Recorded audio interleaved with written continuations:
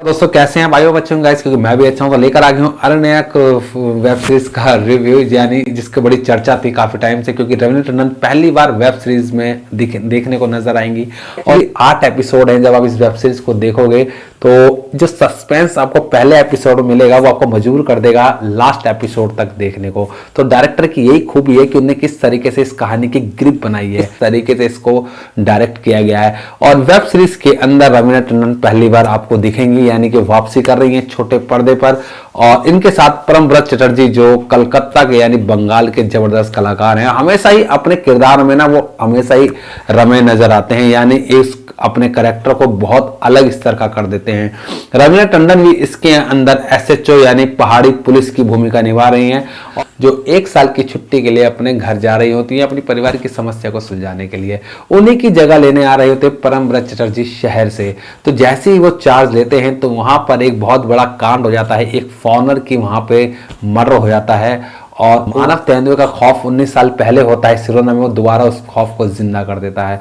तो कहीं ना कहीं रवीना टंडन को लगता है कि यार उन्होंने छुट्टी गलत ली, उनके करियर में इतना बड़ा केस पहली बार आया है और वो इस केस को सॉल्व करना चाहती हैं। होता है कि जो रवीना टंडन होती है वहां की लोकल होती हैं, चप्पे चप्पे हर माहौल को, वहां के लोगों को बारीकी से जानती हैं। कहीं ना कहीं वहां पे कुछ ना कुछ हर किसी की जिंदगी में हो रहा होता है। इस वेब सीरीज के अंदर इतने सारे किरदार है, लेकिन हर किरदार की एक अपनी अलग ही भूमिका आपको इसके अंदर नजर आएगी। कोई भी किरदार ऐसा नहीं लगेगा कि बेफालतू में जोड़ दिया गया हो। हर किरदार को सही समय पे आपको उस सीन में देखने को मिलेगा। छोटे छोटे किरदार नहीं, इस वेब सीरीज को बहुत बड़े लेवल पर बना दिया है।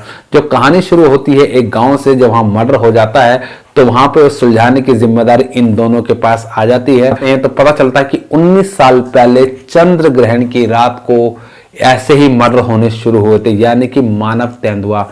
तो लोगों के जो वहां के जहन में दोबारा वही डर बैठ जाता है कि जो 19 साल पहले शुरू हुआ था एक सिलसिला, वो अब दोबारा शुरू होने वाला है, यानी कि उस मर्डर मिस्ट्री से। तो कहानी को धीरे धीरे जैसे ही आगे बढ़ेगी, आपको हर किरदार, आशुतोष राणा हो चाहे जाकिर हुसैन हो, हर किसी के ऊपर आपको शक करने पर मजबूर कर देगी। कहीं ना कहीं ये जो कहानी है ये ऑडियंस के यानी दर्शक के दिमाग के साथ खेलेगी और दर्शकों को भी उसके अंदर पूरी तरह इन्वॉल्व कर देगी। तरीके से सिरोना में पॉलिटिकल लोग भी इस केस में इन्वॉल्व हो जाते हैं। तो पुलिस की गुत्थी जैसे ही सुलझने की ओर होती है तो वो और ज्यादा उलझ जाते हैं। उन्हें यह समझ में नहीं आता कि ये क्या किसी मानव ने करा है या वाकई में कोई मानव तेंदुआ है। टंडन और परमव्रत चटर्जी के बीच में, क्योंकि परमव्रत कहते हैं ये जरूर किसी इंसान का हाथ है, वही कर रहा है, लेकिन रवीना टंडन कहती है कि मैं जानती हूं, मैं यहाँ की लोकल हूं, ये कहीं ना कहीं उस मानव तेंदुए का ही काम है। तो जैसे जैसे इन्वेस्टिगेशन आगे पहुंचती है तो और नए नए किरदार आते हैं और पता चलता है कि जिस लड़की ने वहां पे जिसका मर्डर हुआ था उसका रेप हुआ था। कहीं ना कहीं इसके अंदर रवीना टंडन की जो फैमिली है वो भी किस तरीके से इस स्टोरी में इन्वॉल्व हो जाती है, वो किस तरीके से इस मर्डर हिस्ट्री में उसका हिस्सा बन जाती है, वो डायरेक्टर का एक जबरदस्त कमाल आपको इसके अंदर देखने को मिलेगा।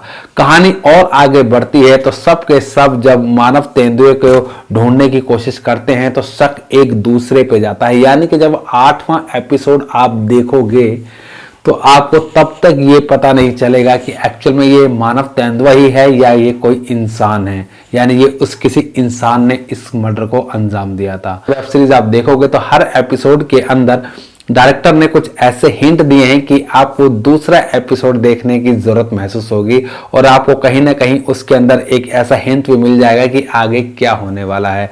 तो ये अगर आपको रिव्यू अच्छा लगा तो प्लीज लाइक कर दीजिएगा, शेयर कीजिएगा, चैनल पर नए हैं तो सब्सक्राइब जरूर कर दीजिएगा।